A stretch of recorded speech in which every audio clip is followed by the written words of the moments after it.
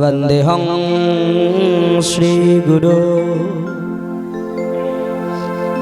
चरणारविन्दं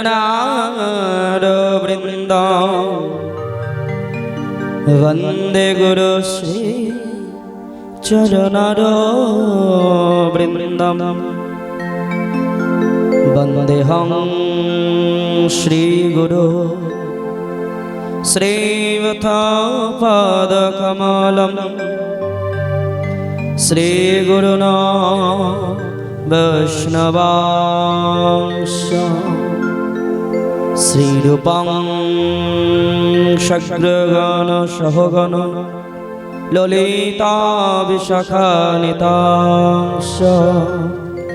वन्देऽहं श्रीगुरु श्रीयुतपदकमलं श्रीगुरुना वैष्णवांश श्रीरूपं शक्रजतं सहगण ललिता विशाखान्वितांश ग्रंथेर आरम्भे करि मंगलाचरण गुरु वैष्णव भगवान तिनेर स्मरण तिनेर स्मरण हईते हय सर्वविघ्न विनाशन अनायास हय निज वंचित पुराण यशो प्रसादत भगवत प्रसाद यशो प्रसादन्न गति कुतयते ध्यानस्तवंस्तस्य यशस्त्री छन्दं वन्दे गुरुश्री चरणारविन्दं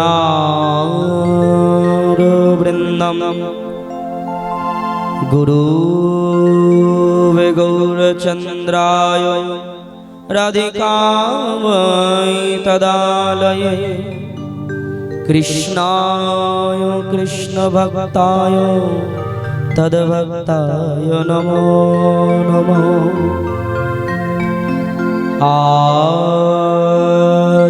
आजनलम्बितभुजो कनकावदयितो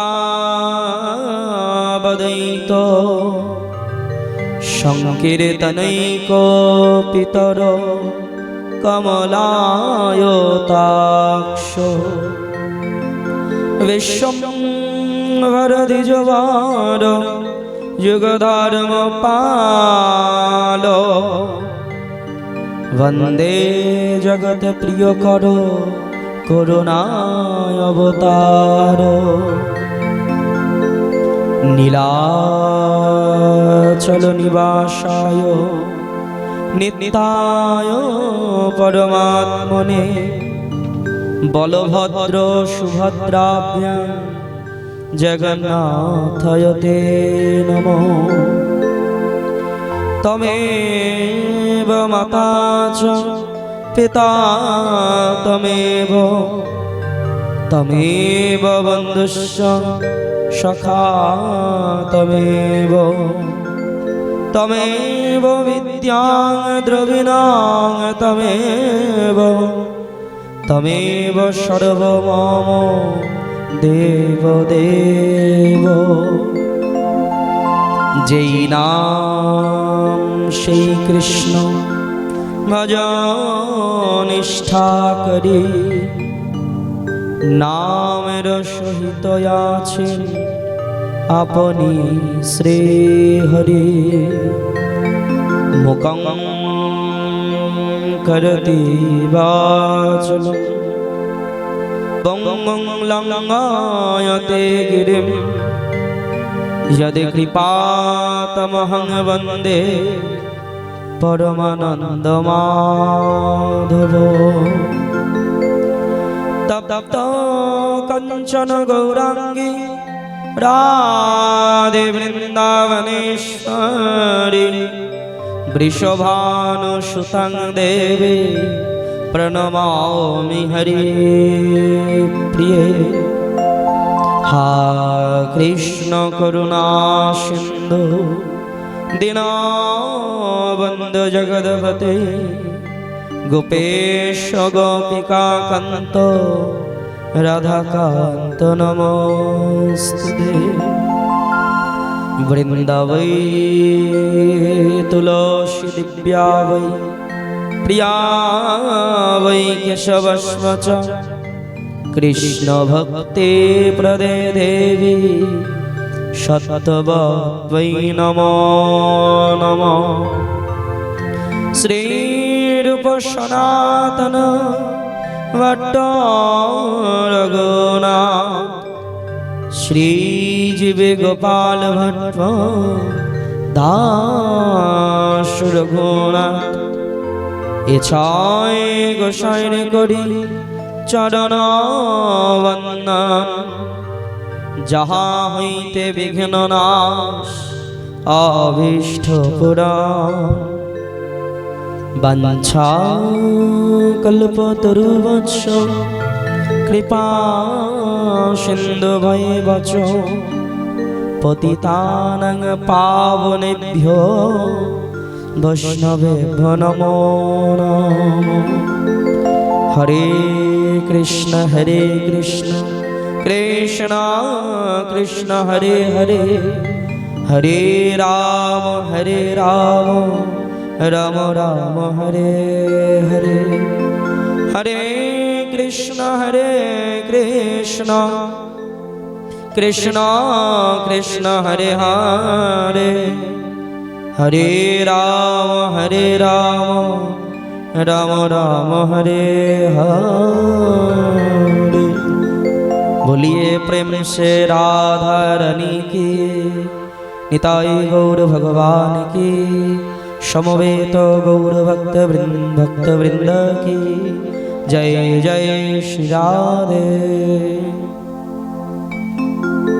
मोर प्रभु निताई गौरांग जहाँ बलय बानी ইহা বিনা ভালো মন্দ মই কিছু নাহি জানি। মোর মুখে কৃষ্ণ কথা কহিছেন আপনি শ্রী গৌরাঙ্গ, যাহা বলাই তাহাই বলি যেন বিনা যন্ত্র। সকল শ্রোতা বৈষ্ণব চরণে করি কোটি নমস্কার। সবাকার চরণ ধুলি মস্তকে দিও আমার। দিন গেলে হা গৌরাঙ্গ বলে একবার, প্রভু কহে সে হয় আমার আমি হইও তার। পরম দয়াল পতিতপাবন সচিরনন্দন প্রাণগরা নবদ্বীপ চন্দ্র নদিয়া বিহারী লাল তদীয় শ্রীপাদ শঙ্কর্ষণ বলরাম নিত্যানন্দ প্রভু সেই কুলতিলক পরমহংস পরিব্রাজক প্রাতঃস্মরণীয় লীলাপ্রবিষ্ট অষ্টোত্তর শত শ্রী শ্রী তিনকড়ি গোস্বামী মহারাজ রাতুল চরণ কমল আশ্রিত মোর আরাধ্যতম শ্রী গুরুদেব নামদাতা প্রেমদাতা সেই নিতাই গৌর সেবা প্রদানকারী ব্রজের যুগল সরকারের সেবা প্রদানকারী এই ভাগবত ভগবানের সেবা প্রদানকারী পরমহংস পরিব্রাজক প্রাতঃস্মরণীয় লীলাপ্রবিষ্ট অষ্টোত্তর শত শ্রী শ্রী সনাতন দাসজি গুরু মহারাজ রাতুল চরণ কমলে এ দাসী অসংখ্য অসংখ্য প্রণিপাত। তদন্তে সকল আগত অনাগত ভক্ত বৈষ্ণব চরণ কমলে এ দাসীর ভুল লুণ্ঠিত প্রণাম। সকলে কৃপাবাড়ি বরিশন করুন এবং সকলে সেই কৃপাধুলি মস্তকে ধারণ করে আসুন। সাপ্তাহিক গৌর কথার আজ তৃতীয় দিবস। তার আরম্ভে পূর্বে আমরা গৌর হরির একটু কীর্তন আস্বাদন করি সবাই মিলে করতালি দিয়ে। যদি গৌর না হইত তবে কি হইত, কেমনে ধরিতাম দে। যদি গৌর না হইত তবে কি হইত, কেমনে ধরিতাম দে। যদি গৌর না হইত তবে কি হইত, কেমনে ধরিতাম দে। যদি গৌর না হইত কেমনে হইত, কেমনে ধরিতাম দে। ও যদি গৌর না হইত তবে কি হইত, কেমনে ধরিতাম দে। যদি গৌর না হইত তবে কি হইত, কেমনে ধরিতাম দে। বলি রাধার মহিমা প্রেম রস সীমা, রাধার মহিমা প্রেম রস সীমা, রাধার মহিমা প্রেম রস সীমা, রাধার মহিমা প্রেম রস সীমা। জগতে জানাত কে, জগতে জানাত কে। বলে জগতে জানাত কে, জগতে জানাত কে। যদি গৌর না হইত কেমনে হইত, কেমনে ধরিতাম দে, কেমনে ধরিতাম দে।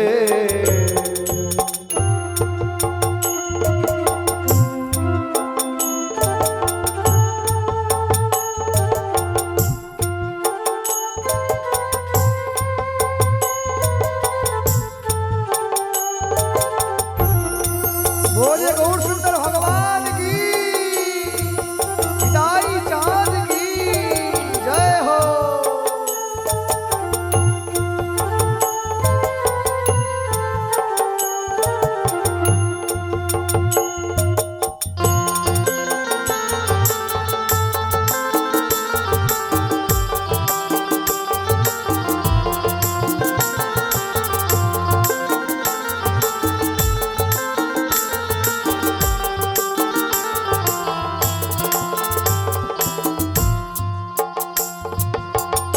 মধুর বৃন্দা বিপিন মাধুরী প্রবেশ চাতুরী আরে মধুর বৃন্দা বিপিন মাধুরী প্রবেশ চাতুরী। আর মধুর বৃন্দা বিপিন মাধুরী প্রবেশ চাতুরী আর মধুর বৃন্দা বিপিন মাধুরী প্রবেশ চাতুরী। আর বড় যুবতী ভাবের ভগতে, বরজ যুবতী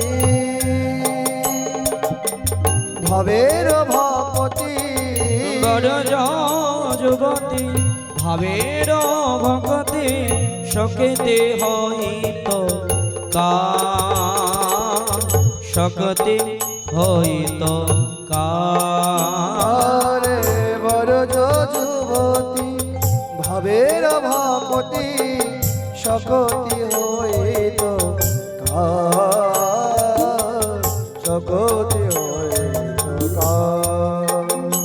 যদি গৌর না হইত তবে কি হইত, কেমনে ধরিতাম দে। যদি গৌর না হইত তবে কি হইত কেমনে ধরিতাম রে।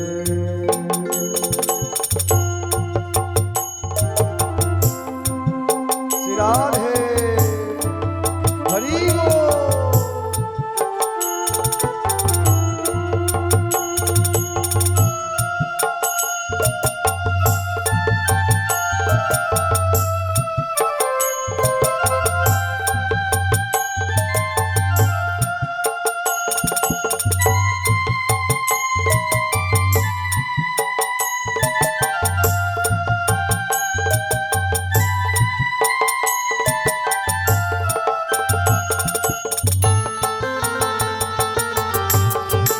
হরি হরি বল।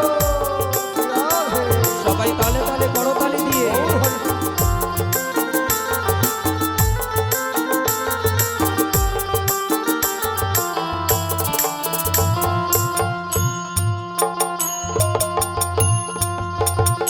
তোমরা গাও গাও পুন গৌরাঙ্গের গুণ সরল করিয়াম।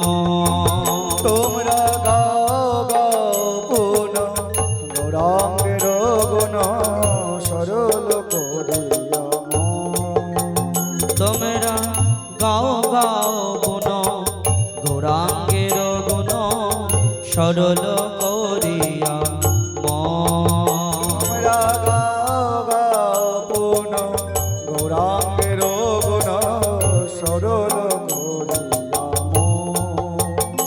বলি এ ভব সাগরে এমন দয়ালো এ ভব সাগরে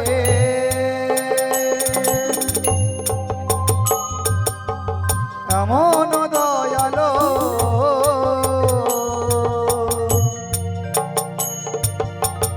এ ভব সাগরে এমন দয়ালো না দেখি কোনো জল, না দেখি কোনো জল। যদি গৌরাঙ্গ না হইত কেমনে হইত কেমনে ধরিতাম রে। যদি গৌরাঙ্গ না হতো কেমনে হইত কেমনে ধরিতাম রে।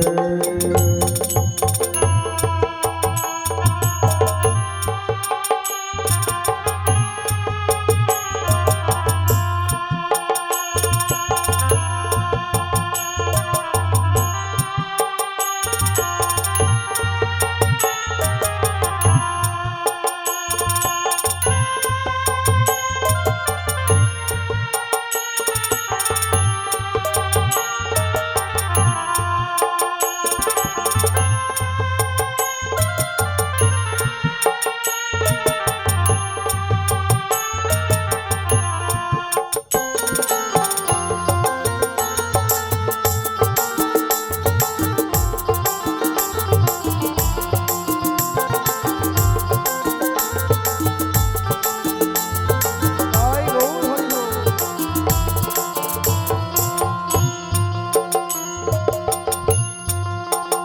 ওই আমি গৌরাঙ্গ বলিয়া নাগিন গলিয়া কেমনে ধরিল দে। আমি গৌরাঙ্গ বলিয়া নগেন বলিয়া কেমন সারিব সে। ওই আমি গৌরাঙ্গ বলিয়া নাগেন গলিয়া কেমনে ধরিল দে।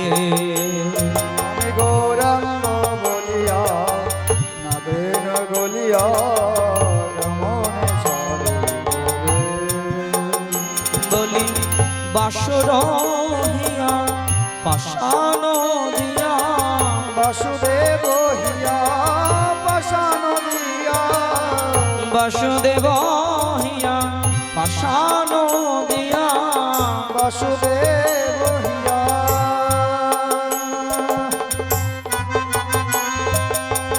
গৌর হে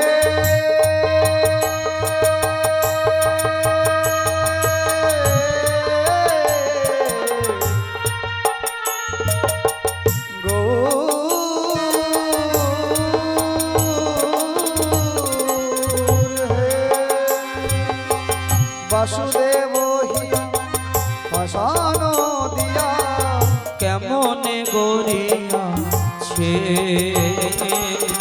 কেমনে গড়িয়াছে।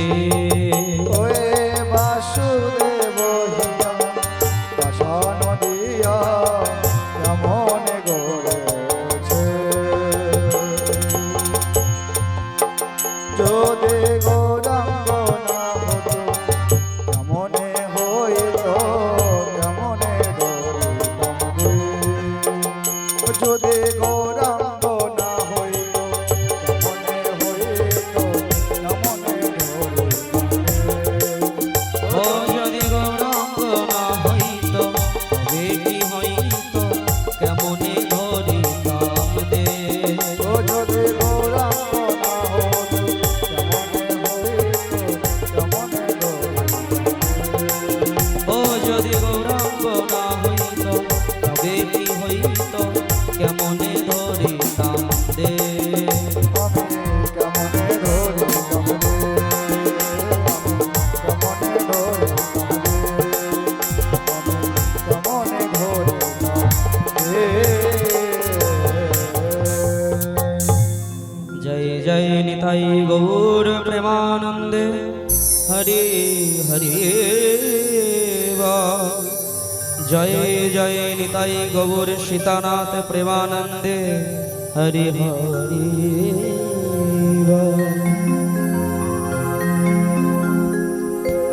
शुद्धि गौर भक्तगण আসুন আমরা ধীরে ধীরে মূল প্রসঙ্গে প্রবেশ করি।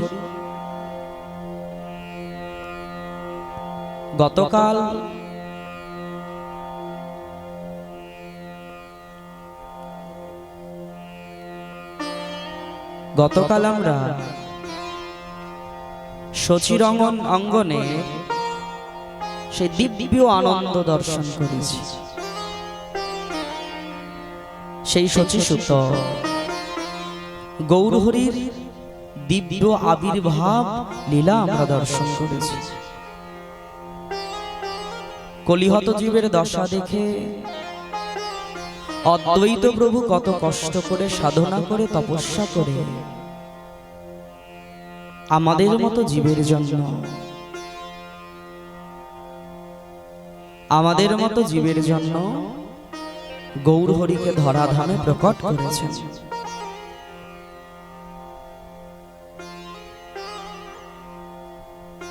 প্রথম অদ্বৈত প্রভুর সঙ্গে গতকাল একবার দেখা হয়েছে। যাকে পাবার জন্য এতদিন তপস্যা সাধনা করেছিল, সেই সেব্য নিধি, আরাধ্য নিধি, ভজনের সম্পদ, ভজনীয় পূজনীয় ধন, সেই গৌর সুন্দর শচী মায়ের কোল আলো করে প্রকট হয়েছে এবং তার ৬৬টি লীলা হয়েছে, ষষ্ঠী পূজা হয়েছে, নামকরণ হয়েছে, অন্নপ্রাশন হয়েছে। সেই তৈত্তিক ব্রাহ্মণের অন্ন ভক্ষণাদি লীলা হয়েছে। ভগবান এখন সুন্দর হেঁটে হেঁটে চলে বেড়ায়। বাল্য অবস্থা,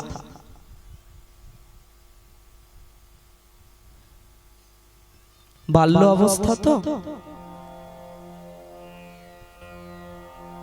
ভগবান ওই ছোট্ট ছোট্ট চরণে সোনার নূপুর জড়িয়ে দিয়েছে তো মা। ওই সোনার নূপুর শব্দ করে করে করে করে সমস্ত নদিয়া নাগরীকে মাতিয়ে তোলে।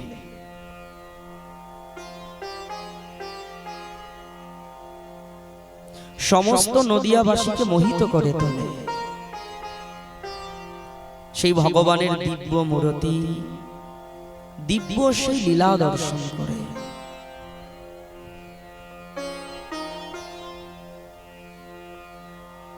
এমনকি কি করলে সকলের বদন থেকে হরি নাম পাবে সেই বিধানই করে বেড়ায়। কারণ ভগবানের আগমনের কারণ সকলকে হরিনামের বন্যায় ভাসিয়ে নিয়ে যাওয়া।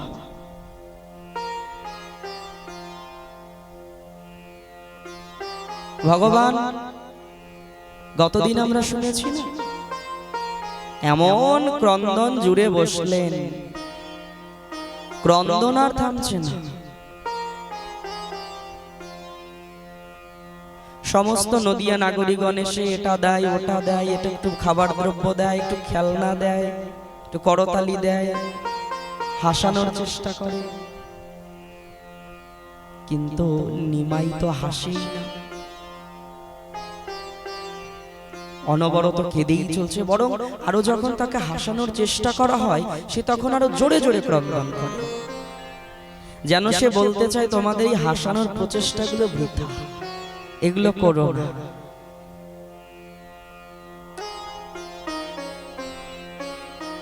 মালিনী দেবী তার কর্ণে খবর গেল, সেই শচীসুত নিমাই গৌরাঙ্গ এমন ক্রন্দন আরম্ভ করেছে, ক্রন্দন কোনোভাবেই থামানো যাচ্ছে না। মালিনী দেবী চিন্তা করলো কিছু হলো কি, ছোট শিশু ছুটে এসেছিল, এসে ভক্তদের মনের যে ভাব থাকে, এসে হরিনাম করতে যখনই শুরু করলেন, সেই নিমাইয়ের সামনে যখনই হরিনাম করছেন, যতক্ষণ হরিনাম চলছে ততক্ষণ ক্রন্দন থেমে থাকছে। যেই হরিনাম বন্ধ হচ্ছে অমনি আবার চিৎকার করে ক্রন্দন করছে, যেন বলতে চাইছে শোনো, আমি হরিনাম করলেই আনন্দিত হই। সেদিন থেকে সমস্ত নবদ্বীপে প্রচার হয়ে গেল, যদি শিশু ক্রন্দন করে তাহলে হরিনাম করো, তাহলে ক্রন্দন থেমে যাবে। আপনারাও করে দেখবেন, বিশ্বাস না হয় করে দেখবেন, করতালি দিয়ে একটু জোরে জোরে হরিনাম করবেন, নিতাই গৌরের নাম শ্রবণ করাবেন, দেখবেন থেমে যাবে। ধীরে ধীরে ভগবান হাঁটাচলা করেছিল, ধীরে ধীরে ভগবান বেড়ে উঠল। একদিন জগন্নাথ মিশ্রকে সমস্ত পণ্ডিতবর্গ ডেকে ডেকে বলছে, জগন্নাথ, হে মিশ্রবর, দেখো তোমার ঘরে নিমাই তো একটু বড় হয়ে উঠেছে, দশবিধ কর্মের মধ্যে একটা কর্ম তো বাকি আছে, দশবিধ সংস্কারের মধ্যে একটা সংস্কার করার সময় হয়েছে। মিশ্রবর বলছেন, কি পণ্ডিতবর্গ? বললেন, হে পুরন্দর, নিমাইয়ের এখন উপনয়ন দরকার, এখন পৈতা সংস্কার প্রয়োজন। কারণ ব্রাহ্মণ কুলে জন্ম নিলেই হয় না, দ্বিজ সে তখনই হয় যখন তার উপনয়ন সংস্কার হয়। এমনকি যখন কোনো ব্যক্তি গুরু ঘরে যায়, অর্থাৎ দীক্ষা প্রাপ্ত হয়, তখনও তাকে দ্বিজই বলা হয়। দ্বিজ কথার অর্থ হলো দ্বিতীয়বার জন্ম। শুধু উপনয়ন বা ব্রাহ্মণই যে দ্বিজ তা নয়, কোন ব্যক্তি যদি সদ্গুরুচরণ আশ্রয় করতে পারে, শ্রী গুরুদেব তাকে আবার দ্বিতীয়বার জন্ম দেয়, তখন সেও দ্বিজ হয়। আর দ্বিজ হলেই ভগবত সেবার অধিকার পাওয়া যায়, তার আগে নয়। প্রেম সে বলো। তাই কি বললেন, সকলকে দ্বিজ হতে হবে, অর্থাৎ সকলকে সদ্গুরু চরণ আশ্রয় করে নিয়ে পুনর্জন্ম হয়ে তখন নিতাই গৌরের সেবা কাজে নিয়োজিত হতে হবে। আশ্রয় লইয়া ভজে তারে কৃষ্ণ নাহিতে যে, আর সব মরে অকার। আশ্রয় ছাড়া ভগবান গ্রহণ করে না। আমি যার চরণে আশ্রয় নেব সে আমার সকল দোষগুলোকে দূরীভূত করবে। সাধু সঙ্গ, ভজন প্রক্রিয়া, তারপর আসবে ধীরে ধীরে অনর্থ নিবৃত্তি। সাধু সঙ্গ করলাম, সাধু সঙ্গের মাধ্যম থেকে আমি ভজন প্রক্রিয়া পেলাম। সদ্গুরু মহারাজ, কোন বৈষ্ণব সন্ত গুরু মহারাজ আমাকে ভজন প্রক্রিয়া অর্থাৎ হরি নাম দিলেন। এই হরি নাম করতে করতে করতে করতে তখন আমার কি আসবে? অনর্থ নিবৃত্তি। কাম, ক্রোধ, লোভ, মোহ, মদ, মাৎসর্য, পরনিন্দা, পরচর্চা, বৈষ্ণব নিন্দা, ধাম নিন্দা, নাম, নামের অপরাধ, সেবা অপরাধ, এই সমস্ত অনর্থগুলো ধীরে ধীরে ধীরে ধীরে দূর হতে থাকবে। জগন্নাথ, হে পুরন্দর, দেখুন আপনার নিমাইয়ের এখন উপনয়ন খুব প্রয়োজন, কারণ ওকে তো গুরুটোলে পাঠাতে হবে।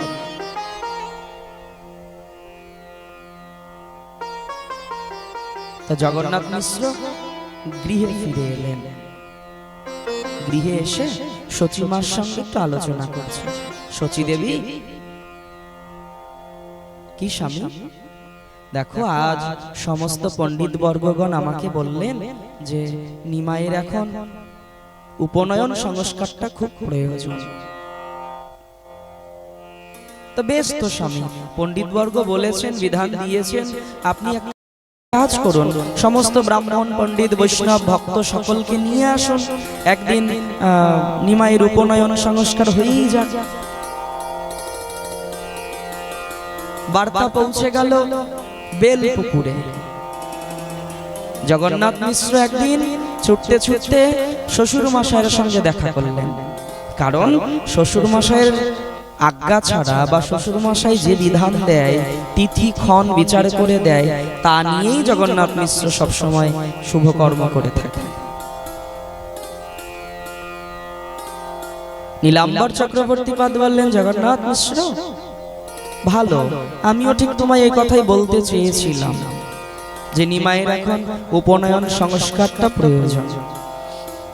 উপনয়ন মানে পৈতা সংস্কার। তাই একদিন আলোচনা করে তিথি নক্ষত্র দেখে, যোগ দেখে একটা দিন ধার্য করা হলো। কি বলবো ভক্তগণ, জগন্নাথ ভবনে কি আনন্দ! যত দিন যায় নিমাইয়ের প্রতি যেন সকলে আরো বেশি বেশি করে আকৃষ্ট হয়ে পড়ে। একদিন দিন ধার্য হয়ে সমস্ত সাধু, গুরু, বৈষ্ণব, পণ্ডিত, আচার্য বর্গকে আমন্ত্রণ করে সচির অঙ্গনে নিয়ে আসা হলো। যা যা বিধান রয়েছে শাস্ত্রে, সমস্ত বিধান মেনে নিমাইকে অর্থাৎ গৌরাঙ্গ প্রভুকে বেদ মন্ত্র আদি পাঠ করে, যজ্ঞ আদি করে, সমস্ত সূর্যদেব, সূর্যচন্দ্রকে সাক্ষী রেখে, নারায়ণকে সাক্ষী রেখে কি করলেন? নিমাইকে দ্বিজ করলেন, অর্থাৎ পৈতা সংস্কার করলেন। নিতাই গৌর প্রেমানন্দে।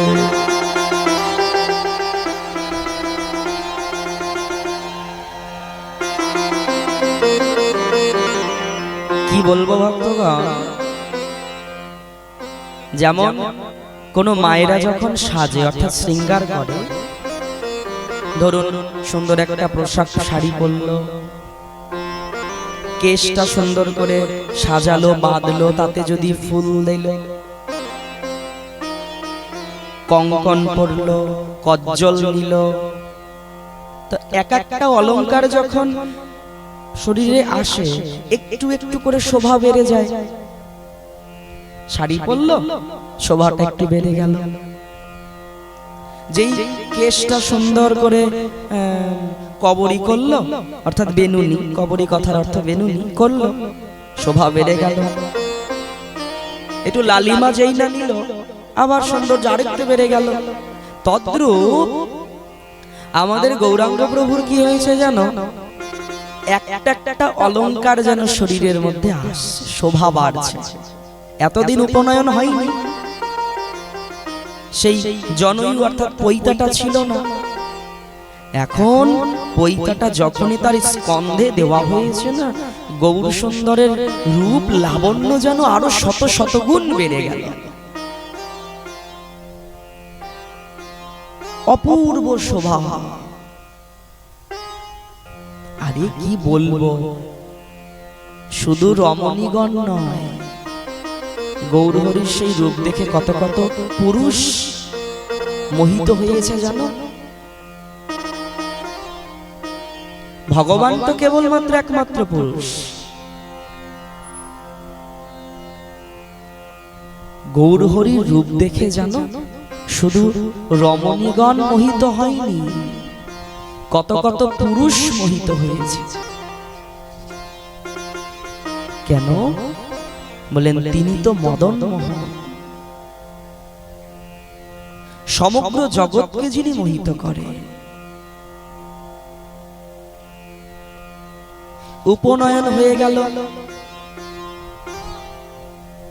উপনয়ন হওয়ার পর গৌরহরি বিভিন্ন লীলা খেলা করতে লাগলেন।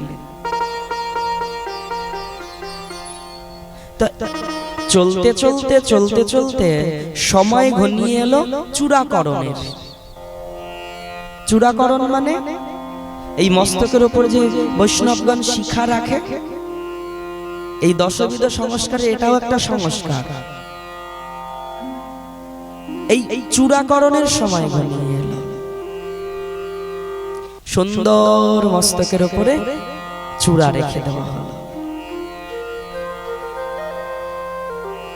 যার আরেক নাম চৈতন্য। অনেকেই প্রশ্ন করে এই শিখা রাখার কি কারণ, বললেন এ হলো চৈতন্য।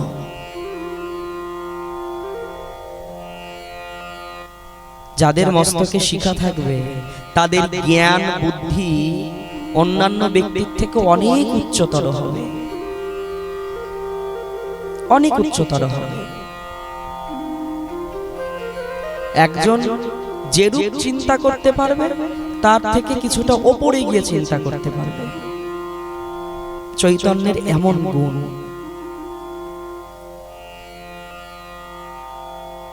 তো নিমাইয়ের দাদা বিশ্বরূপ সকালবেলা ওই উঠে পুঁথি টুথি নিয়ে চলে যায়। কোথায় যায়? গুরু টোলে যায়।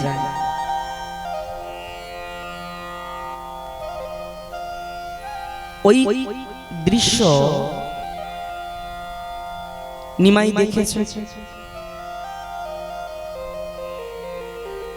তো কি করেছে, একদিন পিতাকে গিয়ে বলছে, পিতা আমাকে গুরুটোলে পাঠাবে না? ভয় পায়, মনে মনে ভয়। কেন? বলে ওই বিশ্বরূপ ওই গুরুটোলে গিয়ে গিয়ে শাস্ত্র আদি অধ্যয়ন করে সংসারের প্রতি তার বিমুখতা চলে এসেছে। তবে পণ্ডিতের পুত্র একটু অধ্যয়ন আদি না করলে তো হবে না, প্রয়োজন আছে। কি করলেন? নবদ্বীপের বিদগ্ধ পণ্ডিত, প্রসিদ্ধ পণ্ডিত সুদর্শন, সেই সুদর্শন পণ্ডিতের টোলে নিমাইকে পড়াশোনার জন্য পাঠালেন।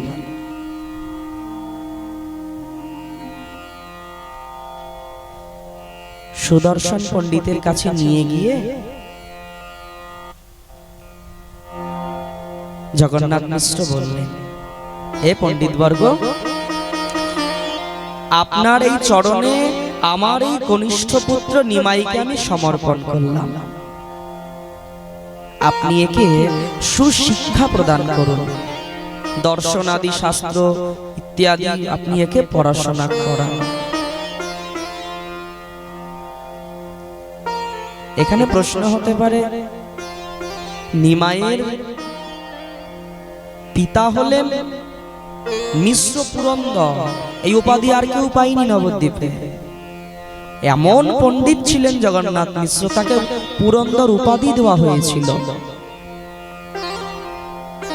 সুদর্শন পণ্ডিত বলছে, মিশ্রবর, আপনার পুত্রকে তো আপনিই শিক্ষা দিতে পারতেন। জগন্নাথ মিশ্র বলল, না না, সবকিছুর একটা মর্যাদা আছে, সবকিছুর একটা সুন্দর জায়গা আছে। আমার পুত্রকে আমি শিক্ষা দেব কেমন করে? আপনাকে যেরূপ শিক্ষক রূপে মর্যাদা দিতে পারবে, সেই মর্যাদাটা তো আমাকে দিতে পারবে না, কারণ আমি তো বাৎসল্য প্রেমে আবদ্ধ। আমার তো বাৎসল্য প্রেম।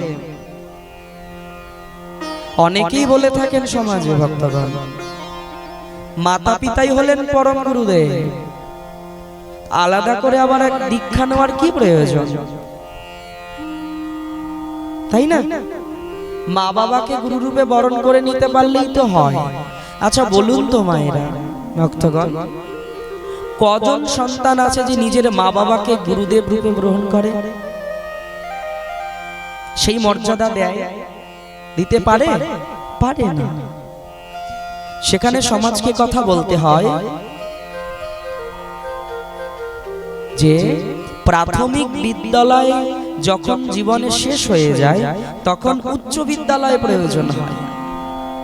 অর্থাৎ পিতামাতা অবশ্যই গুরু, সে পূজনীয়, বন্দনীয়, অর্চনীয় সর্বদাই, সব সময়। ঠিক যেমন আমি যদি প্রাথমিক বিদ্যালয় পড়াশোনা শেষ করে উচ্চ বিদ্যালয়ে ভর্তি হই, তা বলে কি প্রাথমিক বিদ্যালয়কে বাদ দিয়ে আমি উচ্চ বিদ্যালয়ে যাচ্ছি? না, প্রাথমিক বিদ্যালয় আমার ভিত, প্রাথমিক বিদ্যালয় আমার ভিত। তাকে আঁকড়ে ধরে ধীরে ধীরে ধীরে ধীরে একটা সুন্দর বাড়ি উঠছে। আমি যদি মনে করি প্রাথমিক বিদ্যালয়ে অ আ ইত্যাদি অর্থাৎ স্বরবর্ণ, ব্যঞ্জন বর্ণ, যুক্ত বর্ণ এগুলো কিছু পড়ব না, তাহলে আমি উচ্চ বিদ্যালয়ে গিয়ে ভর্তি হতে পারবো? পারবো না। তাই বললেন পিতামাতা অবশ্যই গুরুদেব, কিন্তু তার একটা জায়গা আছে। দেখবেন সহজভাবে বলি, যে ছোট্ট সন্তানকে আপনি এখন কোলের মধ্যে নিয়ে ঘুম পাড়াচ্ছেন, তার পোশাক পরিবর্তন করছেন, একই বিছানায় রেখে ঘুমাচ্ছেন, কিন্তু ওই ছেলেই যখন একটু যুবক হবে, ভক্তগণ, সেই বাল্যকালের সেই ছেলে বা বালক যখন যুবক অবস্থা পাবে শরীরে, তখন কি মা আর পুত্র এক জায়গায় থাকবে? থাকবে না। সেই মা গিয়ে কি সেই পুত্রের পোশাক আদি পরিবর্তন করিয়ে দেবে? দেবে না। স্নান করিয়ে দেবে? খাইয়ে দেবে? দেবে না। কেন? বলেন প্রত্যেকটা জায়গা আছে, সেই অবধি গেলে তখন সেটা থেমে যায়। কিন্তু মাতা পিতা সর্বদাই পূজনীয়। কিন্তু দুঃখের বিষয় কি, বর্তমানে সন্তানগণের সেই মাতা পিতার প্রতি যে কর্তব্য হওয়া উচিত, কোথাও খুঁজে পাওয়া যায় না, খুব বিরল। যদি পাওয়া যায় না বলি ভুল হবে, অবশ্যই রয়েছে, কিন্তু বিরল। যতদিন আপনি সংসারের জন্য করতে পারবেন, পুত্রের জন্য করতে পারবেন, ততদিন আপনি গ্রহণযোগ্য। যতদিন আপনি করতে পারবেন, ততদিন আপনার সমস্ত কথা খাটবে সংসারের জন্য। প্রেম সে বলো, সবাই এদিকে তাকিয়ে প্রেম সে বলো। কে এলো, কে গেল, কে বসলো, কে জায়গা পেল না, কাকে কোথায় বসাতে হবে। বান্ধবী এসেছে আমার পাশে, বস, বল বল কি রান্না করেছিলিস আজকে? হ্যাঁ, ছট পূজা গেল। হ্যাঁ, ছট পূজা গেল না, কি যেন বলে, ছট পূজায় কি বানায় সব? হ্যাঁ হ্যাঁ, ঠেকুয়া বানালি কি না? সব বাদ দিয়ে এদিকে ধ্যান দিন, প্রেম সে বলো। দিন গেল মিছা কাজে, রাত্রি গেল নিদ্রে, না ভজিলাম রাধা কৃষ্ণ চরণার বৃন্দে। চলেই তো গেল জীবন থেকে ভক্তগণ। যে দিনটা গেল আর আসবে না, কিন্তু আর পাওয়া যাবে না। তাই বললেন কি, মাতা পিতা যতদূর শিক্ষা আমাদের দিতে পারেন অবশ্যই দেন, তারপরের জায়গা কাউকে ছেড়ে দিতে হয়। এটা ভগবানের এক নিয়ম ভক্তগণ। দেখুন, চিরকাল এক জায়গায় কেউ বসে থাকতে পারে? জায়গা ছেড়ে দিতে হয়, আসন ছেড়ে দিতে হয়। চিরকাল আমিও যেমন এই আসনে বসতে পারবো না, আপনিও চিরকাল ওই আসনে যেখানে আছেন বসতে পারবেন না। সবাইকে জায়গা ছেড়ে দিতে হবে। সেই দিন ঘনিয়ে এলো বলে প্রস্তুত হতে হবে। আজকে আপনি মাতা আছেন, কালকে আপনি শাশুড়ি মা হবেন, তারপরে আপনি ঠাকুমা হবেন, তারপরে আপনি বুড়ি হবেন। ঠাকুমার পরে বুড়ি, তখন ঠাকুমা বলেও ডাকবে না, বুড়ি, আই বুড়ি। কি ভুল বলছি? ঠাকুমাও বলবে না, বলে ঠাকুমা। অত বড় কে বলবে? ঠাকুরমা, তাই না? ঠাকুমা মানে শর্ট করে নিয়েছে ঠাকুরমা, আমরা তো ঠাকুমার বলেছি। ও দুঃখিত, এখন ঠাকুমাও বলে না, কি যেন বলে? ঠাম্মি। এর মানে কি? এখন তো ঠাকুমা, এত এই তিনটা ওয়ার্ড বলে না, ঠাম্মি। এরপরে যে কি বলবে জানি না, শুধু বোধহয় ঠা থাকবে। প্রেম সে বলো, মিটুকো বাদ দেবে, বলো অত খাটবে কে? মি। যার জন্য মরো ভেবে, সে কি তোমার সঙ্গে যাবে? যাবে না। যাবি ভাই? চল না, ওখানে হরি কথা হচ্ছে, যাই না রে। আমার ঘরে ওই নাতি আছে, নাতনি আছে, ওদের ধরতে হয়, টিউশন দিয়ে আসে, তাকে নিয়ে আসতে হয়। আজ করব কাল করব বলে জীবনের কত কাল চলে গেল। আজ নয় কাল, কাল নয় পরশু, আজকাল আজকাল করতে করতে জীবনের কত কালই তো চলে গেল। একজন বৈষ্ণব ভিক্ষা করতে বেরিয়েছে। তার নিয়ম কি ছিল? হরিনাম দেবে তবে সে কিছু নেবে। যদি আপনি হরিনাম না করেন তাহলে তার কাছ থেকে কিছু নেবে না। বলে আমি ঋণী কেন হব, আমি কিছু দেব তবে নেব। নাম দেব, নামের সেই নামের সেবার জন্য যদি কিছু দেয় সেটা আমি নেব। প্রেম সে বলো। কেমন যেন হয়ে গেল সব। প্রেম সে বলো। আরে হবে, আমার গলা বসে আছে, আপনাদের কি হয়েছে? হ্যাঁ, গলা তো আমার বসে আছে, আপনাদের সমস্যা আছে কি? একটু জোরে হবে, হবে ভগবানের সেবার জন্য। প্রেম সে বলো। কত আনন্দ হলো। এইবার সেই বৈষ্ণব হরিনাম করতে করতে ভিক্ষা করে, করতে করতে এক গৃহে গিয়ে প্রবেশ করেছে। খুব মন দিয়ে শুনবেন ভক্তগণ। গিয়ে দেখছে জানো, আঙিনায় একটা ছোট্ট বালক খেলা করছে, ধুলোবালি নিয়ে খেলছে। ধুলোবালি নিয়ে খেলছে তো বালকটাকে দেখে এত ভালো লেগেছে, বালকটাকে কাছে ডেকে বলছে, সোনা তুমি একটু হরিনাম করবে? না না, আমি হরিনাম করব কেন? আমার এখন খেলার বয়স, খেলবো, হ্যাঁ, এই যে দেখো আমি কি সুন্দর কত খেলনা বাটি নিয়ে বসেছি, খেলছি, আর তুমি আমাকে হরিনাম করতে বলছো। কবে করবে? আমার এই খেলার বয়সটা চলে যাক, একটু বড় হই, তখন তো সময়ই সময় হরিনাম করব। বেশ, যখনই বেরিয়ে যাচ্ছে বালক ডেকে বলছে, কিছু নেবে না?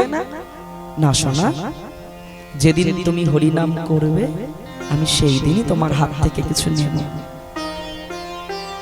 ফিরে চলে গেল। বেশ কয়েকটা বছর কেটে গেল। আবার একদিন বৈষ্ণব ঠাকুর ঘুরতে ঘুরতে সেই আঙিনায় এসে দাঁড়িয়েছে। দেখছে সেই বালক এখন যুবক, কারণ সময় তো কারোর জন্য দাঁড়িয়ে থাকে না। আমি দাঁড়াই, শুভ দিনের অপেক্ষা করে বর্তমানকে হেলা করে চলছি। আমার পরম গুরুদেব লীলাপ্রবিষ্ট অষ্টোত্তর শত শ্রী শ্রী তিনকলি গোস্বামী মহারাজ তিনি বলতেন, শুভ দিনের আশায় যিনি বর্তমানকে হেলা করে তার কোনোদিন শুভ দিন আসে না। আগামীকালের সূর্যটা যে আপনি দেখবেন তার কোনো নিশ্চয়তা নেই। দেখছে যুবক হয়ে গেছে সেই বালক। বাবু শোনো। আরে তুমি আমাকে বাবু বলছো কেন? আমি কি বাবু আছি? যুবক ছেলেটি বলছে, আমি কি বাবু আছি আমাকে বাবু বলছো?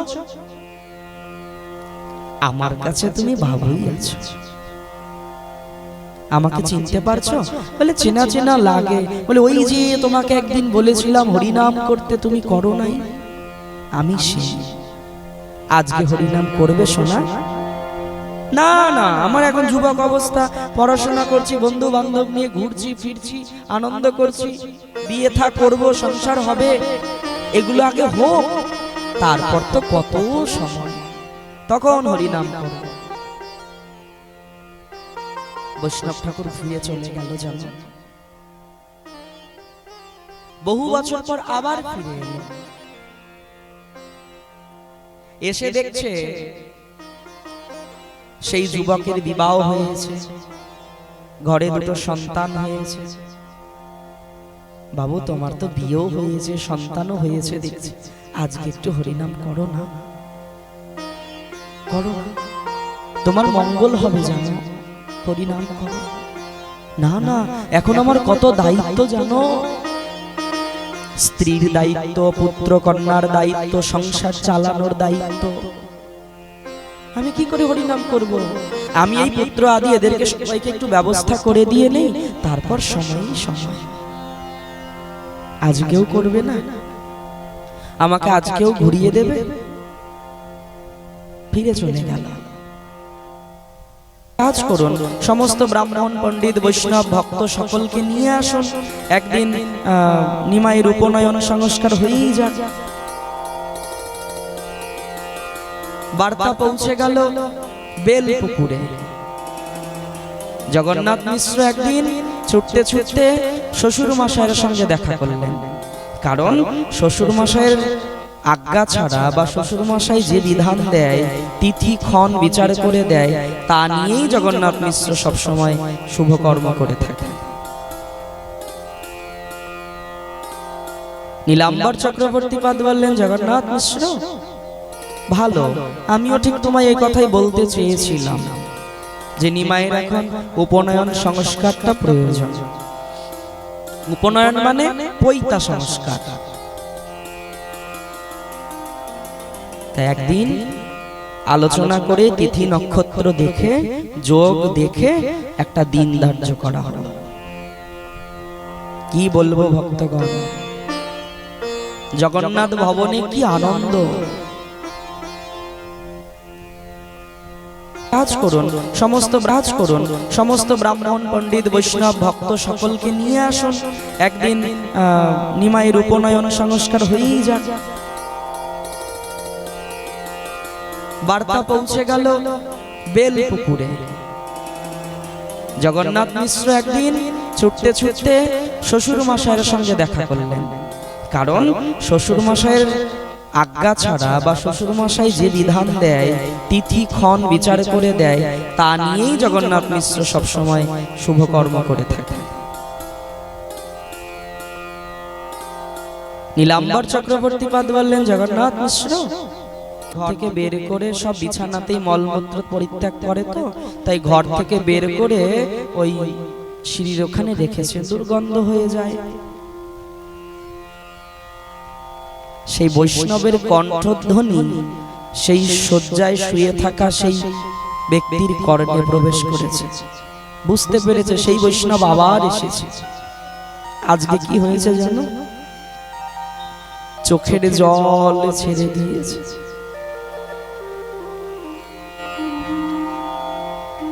চোখের জল ছেড়ে দিয়ে বক্ষ ভেসে যাচ্ছে, ভিজে যাচ্ছে সব বিছানা।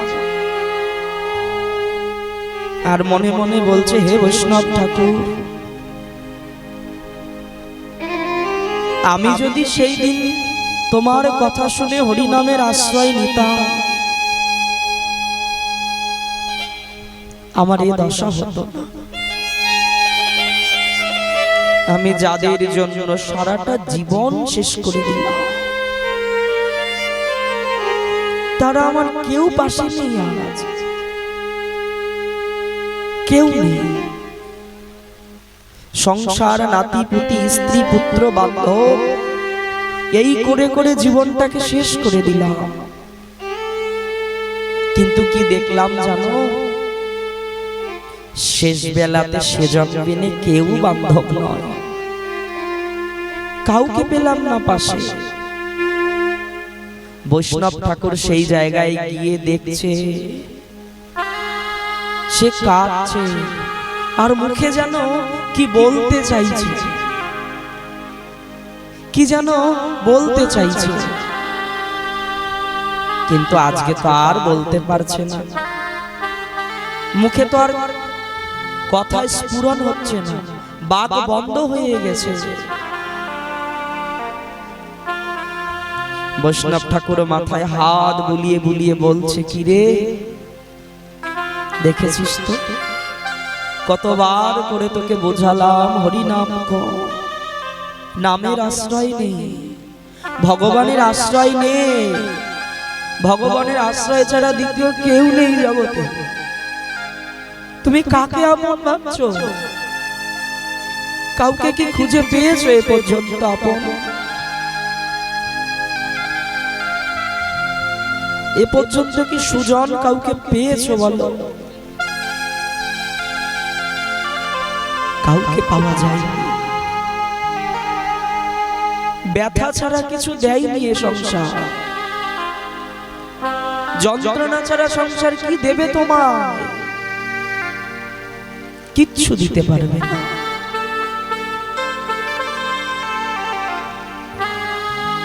দেখো, আজ তোমার মন চাইলেও তুমি বদনে নাম বলতে পারছো না।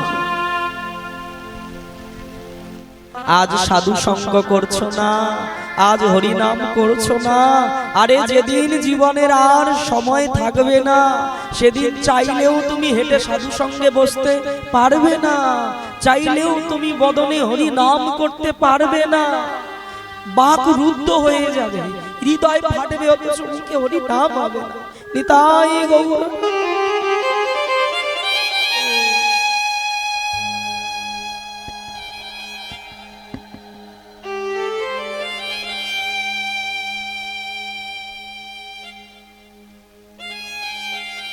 হবে,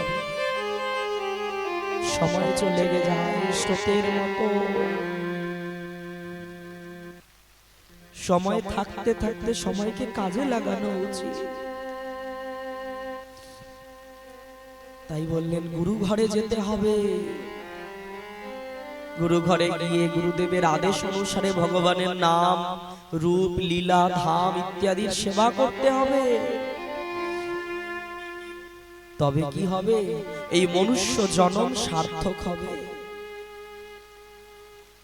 বলো নিতাই গৌর ভগবান কি। সুদর্শন পণ্ডিতকে বললেন, পণ্ডিত, আপনার চরণে আমার এই কনিষ্ঠ পুত্রকে প্রদান করলাম, আপনি একে শিক্ষা প্রদান করুন। নিমাইকে পড়াতে আরম্ভ করলেন। নিমাই, বলো ক বলছে কতে কৃষ্ণ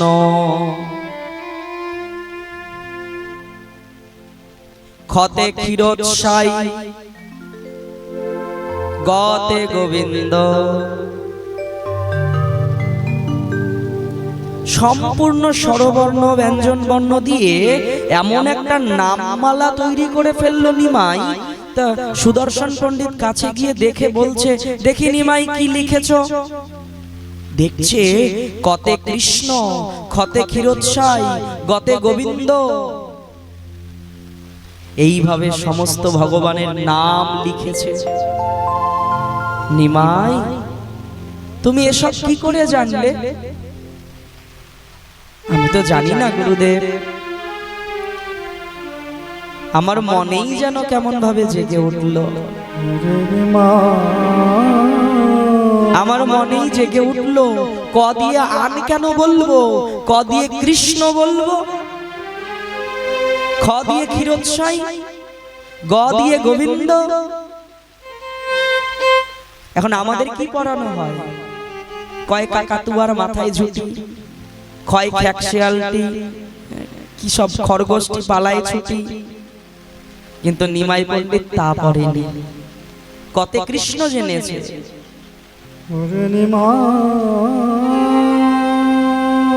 সুদর্শন পণ্ডিত চমকে গেলেন, আরে এত ছোট বালক, ছোট বালক কি করে এই অক্ষর দিয়ে নাম সাজিয়ে ফেললো? জগন্নাথ মিশ্রকে একদিন ডেকে বলছে, জগন্নাথ মিশ্র পুরন্দর শোনো, তোমার পুত্রকে আমি কি শেখাবো?